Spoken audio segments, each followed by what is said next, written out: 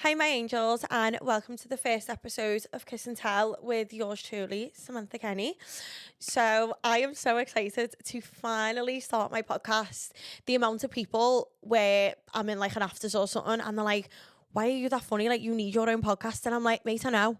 So, it's finally here, and I wanna make it really fun and light, but also very juicy. So I'm going to be talking about loads of taboo topics. I want loads of goss. I want the guests to give me loads of goss. I'll give you my goss because I've got a lot. And I just feel like we've got loads to unravel. So, yeah.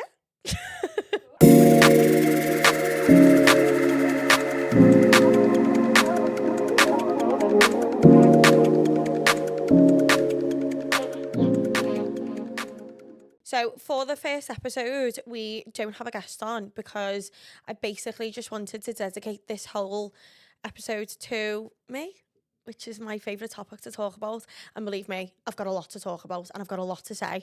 So you won't be disappointed. So let's go right back to the beginning. Now, I want to kind of reintroduce myself. I'm not just some bird off Love Island from Liverpool. I do have a little bit more about me, and I thought we could just divulge a little bit, get a little bit personal. So let's go back to when I left school. Now, I think I've had every job in the yellow pages, to be honest with you. My CV's like the Bible. I've done everything. I've done like Barclays, worked for PPI companies. I was a healthcare assistant in the hospital, and then makeup kind of fell into my lap. Basically, I got made redundant and I didn't want to go back to an office job, and I just got a new fella and I wanted to hang around with him all day. So I thought, you know what, let's do 2 days a week in a salon, and that worked for me. That was about it. So obviously I was a makeup artist for a good couple of years, and that's where I've met loads of friends. So for example, one of my best mates, Alex, who I'm still best friends with now, who owns the amazing brand Janelle. Me and Alex are obviously still best mates. I worked in a salon called The Little Hair Room, which is on Penny Lane in Liverpool. And do you know what? Someone actually commented on my TikTok the other day and was like, "You've lost your compassion for makeup." And I was like, "No, I haven't. I just don't want to spend 12 hours on my feet every weekend." I've done it all before. I've done it. I've done my fair share of 4 a.m. wake up calls, doing the races. Do you know what I mean? It's just, I still love makeup. I still love doing my own makeup. I can't be tied down to a salon anymore. I'm like really busy, and I'd be paying rent on a shop that I'd hardly be there. So that's like, when everyone's asking me like, would I ever go back into makeup? The simple answer is, just for now, no. So let's touch on Love Island a little bit. Obviously, I was scouted for the show. I got a little DM, and it was funny because at the time, All Stars was actually on, and me and my mum used to watch it every night together. So I was like, and they basically sent me a little DM and was like, "Would you be interested in a single show in the summer?" So my mum was like, "That's Love Island," and I was like, "Oh, it might not be." Anyway, get a phone call weeks later. I replied, and they basically told me to apply. So my mum was like, just do it. And I was like, no, no, no. Anyway, they were ringing and ringing me, and they were like, "Have you done your video? Have you done your video?" And in the end, I just thought, fuck it. And I done the video. I actually done it in the shop that I worked in. And yeah, got a phone call. Then I had a Zoom, got on straight away with the producer. I can't, honest to God, from that interview alone, I knew I had it. I was like, I've just smashed that. I was funny on it. I was just telling them everything that they wanted to hear, and it worked. And yeah, then I was off to London, and I had my face-to-face interview. And then I remember they were like, "Right, we'll let you know in May." And it was getting to like the end of April, and I was on the park having a walk with my mate, and I was like, it was a Monday, and I was like, I can feel it. I know they're gonna ring me this week. And this was like, I remember it was the 21st of April, and I was like, they're gonna ring me this week. And then it got to like the end of the week, it was the Thursday, and I woke up with a raging cob on. I was like, why haven't they rang me? Like, I obviously haven't got it. And that day I went for a walk on the park and went to Pilates straight after it. And I'm not joking, I was in the car and I was getting onto the motorway by the flyover in Chilwell, and it just come up, the producer's name, and I was like, "Oh my God," I was like, "I fucking knew it." And yeah, and then the rest is history. It was just kind of like, "How are you? How have you been? Are you still single?" I was like, "Yes." And then he was like, "Well, it's good news." But obviously I was driving, so I was thinking, I wanted to pull over, and then I thought, I can't fucking pull over on the hard shoulder, I'm not cashing. So I just remember ringing my mum and my auntie, and then actually turned up to, you'll definitely have seen my sister April all over the internet at the minute. I turned up to our April's and I videoed a reaction and she just went, have you? I was like, oh, April, I got it. And she just went, have you? Yeah. And it was the worst reaction ever. And I was like, what the fuck? And she was like, I don't believe that you're going on that show until you are in that villa. Because like they do say you're not in the villa until you're in the villa. So I was just like, well, that was fucking negative. And then, yeah, the rest is like, that was it. Then I was going. But funny story. I'll give you this little funny story now. So I was getting ready to obviously go on the show. Now, I was obviously single. I know a couple of scousers have said, oh, you fucked your fella off before to go on it and all that. I never. That's a load of shite. But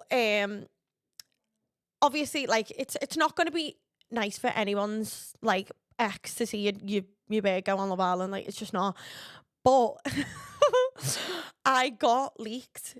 So I got a phone call off one of the producers and they were like, Samantha, we just want to let you know, like, your name's been given to the press. And I thought, shit, who have I told? Because bearing in mind, I'm not gonna lie, I was telling everyone. I told the whole of Liverpool on a night out 2 weeks before I was going on it. So I thought someone's leaked this to the Echo. And I was like, no fucking way. Gang of rats. And then anyway, they were like, it's not the Echo. And I was like, sorry. So they said it was another newspaper, which I won't name because ugh. And I was like, well, that's not a Scouser because no one would talk to that newspaper, and especially not anyone that I know. And I was in the hairdressers at the time and I just looked up at Hayley and I was like, Hayley, my name's been given to the press. I was like, I'm going to be on the fucking news in about an hour. So kept checking my phone and lo and behold, my picture was all over the internet. I think they were saying I was 27 and I was like, excuse me, don't have years on me. Oh no, wait, was I? No, I was 26. So I think they added a year on me and I was a bit fuming about that, to be honest. But anyway, I got leaked. So obviously the first thing that I thought of was just, I just don't want my ex-boyfriend to see it because you just don't, do you? But he seen it. And I was sat in the chair and it was just everywhere. It spread like a fucking rash on WhatsApp. I had everyone messaging me. And then, yeah, I went on the show and I'm really grateful for the show and everything that's come off the back of it. But to answer everyone's question that I get daily, am I doing All Stars? No. If I'm being completely honest, I feel like that door's closed for me now. I just think I am actually at a stage in my life where, you know, I am 28 and I genuinely do want to find someone now. And, you know, like, I'd love to have that family life and stuff. And I just think going on a show like that is just going to set me back, if I'm being completely honest. It's hard because I just think, first of all, my type wouldn't go on that show. So I get dumped again after 5 minutes and I'm not having that embarrassment again because that was hell on earth. But I just think I'm not the type of person to go back. Once I'm done and a door's closed for me, it's done and it's done for good. Obviously, I did touch on it briefly on my Instagram stories and I kind of said, you know, I wouldn't do the show as well in terms of me mum and me family. Now, I think it's not really touched on enough, but imagine watching your little girl. Like, I am my mum's youngest child. I am my mum's baby. My mother still does everything for me now to this day, which is actually quite embarrassing, but the woman can't do enough for me. And I just wouldn't put her through that again. She said it was hell on earth.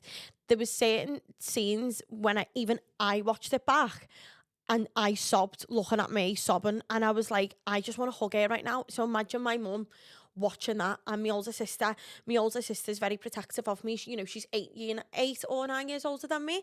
So she's got like that motherly instinct towards me as well. And I just think I just wouldn't put them through it again. My mum's the nicest, most sensitive person you'll ever meet. And even to this day now, me and my mum were having a talk about it, and my mum was like, I've never been the same. My mum was like, I've never been the same since that show. It's brought out like this worry in my mum that she lives with every day. I can imagine it's the same for a lot of families. It's hard. I know, like, and there's a Michael Griffiths that actually was on Love Island a couple of years ago. He's from my area. So his, like, brother went to school with my sister and he messaged our April when the show was on and was like, look, like, if you need anything, we're all here. Because obviously, you know, the mental health team do get in touch with your family and stuff, but at the end of the day, you can't speak to them. So no matter what anyone says from that team, it's never going to put your mind to rest. So yeah, I just wouldn't do it to my mum. So I just think I want to progress now in my career. Obviously, I'm in the social media world, but this is why I've done this podcast essentially because, first of all, you see a little snippet of a day. I don't think my personality was shown as much as I would have liked it to, but I get it. Like everyone, you're not going to be able to see it within an hour. But the amount of people when I meet them and they're like, "You are actually comedy gold," and I'm like, "Yeah, I know." Like I am funny, and I'm loud, and I'm scouse, and I'm just yeah, I just want to kind of branch out a little bit more, do more exciting projects. I'm not saying that I'd never do TV again, because I would. I just would never go down the Love Island route, unfortunately. So, to anyone that wants to be back on the screens, you're just going to have to watch this instead. But this will be better. So, speaking of family life, let's have a little catch up about my family. Now, yous have all seen my family all over my Instagram. Yous can see how close I am. I still live at home with my mum. That's a work in progress, and that's for another episode. So I am actually one of four. So I have a half brother who's a lot older than me. He's in his 40s, and we've got the same dad. And then I have April and Adam, who are 13 months apart, and they're like 8-9 years older than me. And then I have my gorgeous mother. And then, of course, I have a dad, but him and my mum actually split up when she was pregnant with me in her belly. So they've never been together. I've never known them to be together and then split up or anything. So I still have a relationship with them. Obviously, I just a lot closer to my mum because I live with her. And my mum is the love of my life. Obviously, you will have seen that I took my mum to the pub cafe the other day, but my mum's like the biggest dog lover. Actually, have I ever told you about when my dog done 4 months in jail? No, have I never said this? Oh, listen to this, yeah. Right. So this was going back nearly 20 years, right? I think I was about 10 at the time. And I used to have a pit bull called Red. And my mum's picked me up from school this one day, floods of tears, and she's like in bits. And she's like, the police have been in the house, so obviously I've shit myself and I've been like before. And she was like, they've took Red. So I'm like, what? They've took Red. Now, at the time, basically everyone's pit bulls were getting seized and they were just getting put down.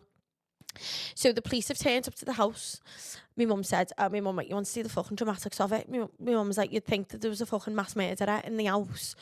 She said they've barged in. Red, the dog that we had, just wanted to literally shag the police's leg. Like, he weren't trying to bite, weren't doing nothing. He was just overly excited. He was pissing everywhere and he was just trying to hump his leg. Now, they've come in and they've just said, like, no, we're seizing your dog.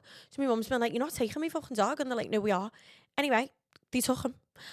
And my dog went to jail for 4 months. He was in a dog jail. Now, in dog years, don't know what that is, but it was a 4-month stretch. Like, it was our last. So my mum said she went round to every police station in Liverpool until she found out where our dog was. She found out where he was. Like, my mother, Will, is like a fucking busy anyway. And we fought. We got him back because he genuinely was the softest pit bull you'll have ever met. We had him for an extra 13 years. But the dog come back from jail and has a fucking tattoo on his leg and no balls. So he's gone in. They've took him off us, gave him a fucking tattoo and took his balls off him. Like, how ass is that? He come back, his little ball sack, right, looked like a little vagina. Like, he looked like he had a moo. And he has a tattoo. Like, is that not...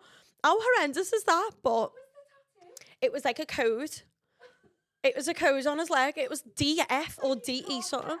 Yeah, so basically, if I ever wanted to take him out for a walk, he had to be muzzled, which is standard for a pit bull.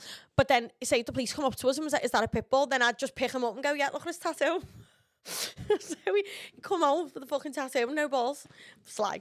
But that was a fun. Listen, I'll get my mum on the podcast one day and she'll tell it properly because she tells it funnier. I'm not as funny as my mum, but I feel like we should divulge into that one a little bit. I'd say my most influential person that I had growing up was my granddad. He just kind of took over as the role. Obviously, my mum was a single parent. My eldest brother stayed with my dad, and obviously my mum took April and Adam. Kind of just left and was like, this is done. And she moved back in with my nan and granddad and had to just build a whole new life for her unborn child and, you know, her 2 kids, all for herself. So that's definitely my mum. Again, she's someone I admire because she just got up and got on with it. And I think, what a woman. Do you know what I mean? Like, that must have been really hard for her. She was 33, a single mum of 2, pregnant. And it just makes me think, like, makes me love her even more, because my mum's been through a lot in life. She's lost her mum, she's lost her dad. She looked after both of them when they were both past, like, dying. My mum was the full-time carer for both my nan and my granddad. So my mum's definitely someone that I admire, and still to this day, she's still got a heart of gold and will do anything for anyone. She's just the love of my life. But yeah, my granddad was just chef's kiss. And yeah, and do you know what? It makes me think I will never settle until I've met someone that has the qualities that my granddad had. If I'm being honest, he worshipped the ground that my nan walked on, and I mean, couldn't have done enough for her. Even he just had a spoiled rotten, and I just think that's how it should be. He was a proper manly man. And one of my uncles actually said, like, one of my great uncles, he said this one day, like, we all used to take the piss out your granddad, because on a Friday when they'd all finish work and they'd all go to the pub, my granddad was the first person to be like, now I'm going home to my Pat, and he used to call him my Pat. And I just think, oh, imagine a fella saying that now. You've fucking no chance. That'd never happen in this day and age. Best believe they're going to the pub and they're out for 2 days and the phone's getting turned off. Like, that just doesn't happen in this generation. But I just think I'm setting the bar high, and if my fella doesn't love me like my granddad loved my nan, get fucked. See you later. And then obviously that leads me on to dating. And what has been going on in my dating life? Obviously, after the show, then your whole life's a big whirlwind, and so I didn't date anyone essentially. But I'd say lately is when I've been, like, more open to meeting people, and I kind of got back on the dating scene in, like, April, May. Met someone. It didn't work out, but whatever. He gave me Keith, and that was the best thing that come out of that. And if you don't know Keith was my little teddy, but I actually did lose him in Ibiza, which is, I'm such a bad mum. But, I mean, I'm sure there's worse places that you could have lost the teddy. Like, I'm sure he's probably having it off in DC10 at the minute. So, like mother, like son. And then obviously you see in the summer that I was in Ibiza all summer. So swore blind, weren't meeting anyone, I didn't fancy anyone. I was just having a good time in Ibiza all summer. And then I've come home, started chatting to someone, but, like, I feel like every time I'm meeting someone lately, there's always a but, if that makes sense. So it's like, oh yeah, he's nice and he's funny, but there's always, like, a but it's like, but he's this, he's that. There's red flags. I haven't met anyone where I've met them and they are just, like, everything that I want. But I'm not in a rush, but I need to learn now that, like, I can be picky, because every time I speak to a lad, every time my mates are like, no. My mates have never liked anyone that I've spoke to. No one. They're always like, Sam, you can do better. You can do better. Like, what are you doing? And I think I just picked the wrong ones, to be honest with you.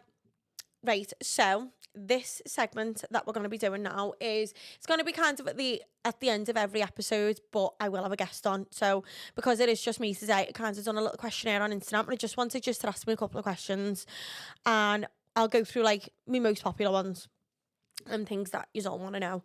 So starting off, someone has asked me how to get over heartbreak.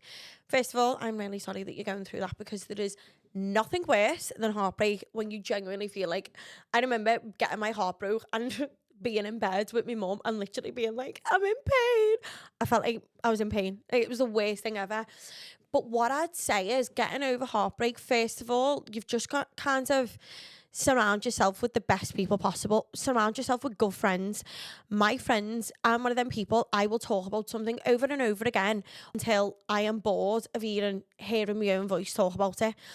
And I think just keep talking about it until you're literally bored of talking about it. Just surround yourself with really good people.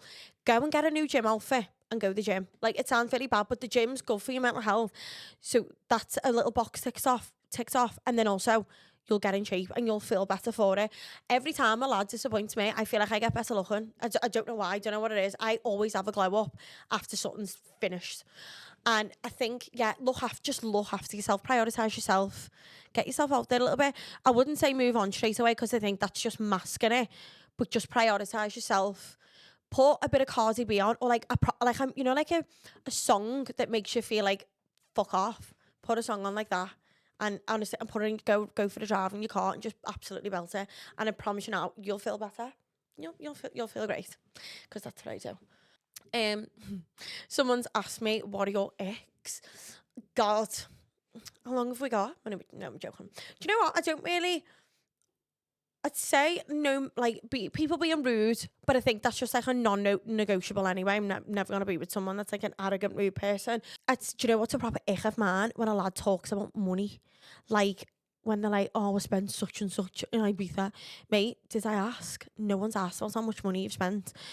That to me, you just sound like you're bragging, like you're trying to impress me. Like, loyalty and morals will impress me, not how much money you spent on Ibiza, because quite frankly, I couldn't give a shite. Right, okay, so another question that I do get asked a lot was basically how I stay in shape, what I do. Everyone wants me to do what I eat in the day. Now, guys, I'm not gonna lie, I'm never gonna do one of them, because what works for me mightn't work for other people, and I don't know, I just think it can be quite triggering. So personally, I'm probably never going to do one of them. Sorry.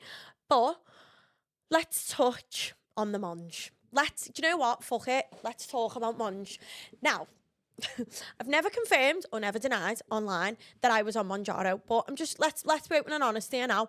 I've dabbled on Monjaro, and I'm just going to talk about it. The fucking skinny pen. Let's get into it.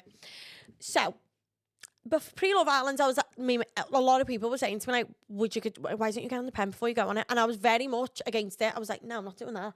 Like, I've always gone to the gym anyway. So I was like, no, I'm not doing that. I didn't want to lose my ass. So then, obviously on that show, I put weight on, didn't I? I put like 2 stone on. When you come out the villa, you get weighed. and the medical team were like, fucking hell, Sam, you put 2 stone on. I was like, listen, it happens. So when I come off the show, I was getting a lot of comments about my weight and about my skin and things like that. So what was the first thing I said? Someone get me a fucking skinny pen. And I went on the pen last summer. I did. And I'm just going to be open and honest about it. Now, I'm not on it anymore. I haven't been on it for a very long time. You can see from my Instagram that I work out a lot. I'm in the gym 4 or 5 times a week. I go to Pilates. I go for walks. I've got a busy schedule. So I'm a very like active person. But yeah, I was on the munge. Yeah, I think, you know what, it is a taboo situation. I'll never do it again, because I got the weight off and I've kept it off. I've maintained it. But at just that point in my life, I went on it. So yeah, I just thought I'm just going to be open and honest, because I think like we need more people to be honest about it. And you know, I was never like, I went drastically bigger, but it just got that extra little bit of weight off me, and I knew when to stop, because it did go really thin off it around like Christmas time last year. And yeah, I went on the munge. So I hope you enjoyed my first episode. I feel like I'll be able to have a proper goss when I've got guests on, because I feel like right now I'm just telling us about a million things at once, and your head probably fell off, to be honest with you. We're clearly setting the tone that I can't keep my mouth shut and can't hold my own piss. But we've got some amazing guests coming on, so I want to hear like your dilemmas, because I've got some of like I'm gonna have, everyone's got their own different opinions on certain things, and I've also got like male guests and stuff, so I want boys and girls opinions on things. So yeah, I feel like that'll be really exciting. So I need your dilemmas, I want your questions, I want your funny dating stories as well, because I've got a lot, so we can properly divulge. But thank you all for watching, and I will see you all next week. Mwah. Love yous.